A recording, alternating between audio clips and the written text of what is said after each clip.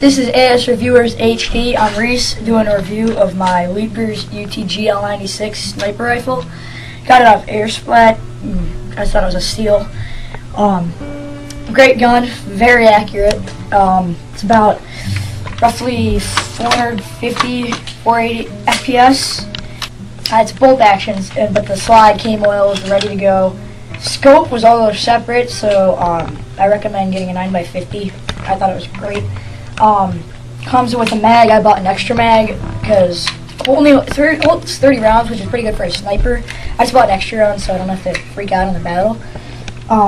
Goes in the front. It's got adjustable hop up. It's right in front of the mag well, about right in front of the release switch.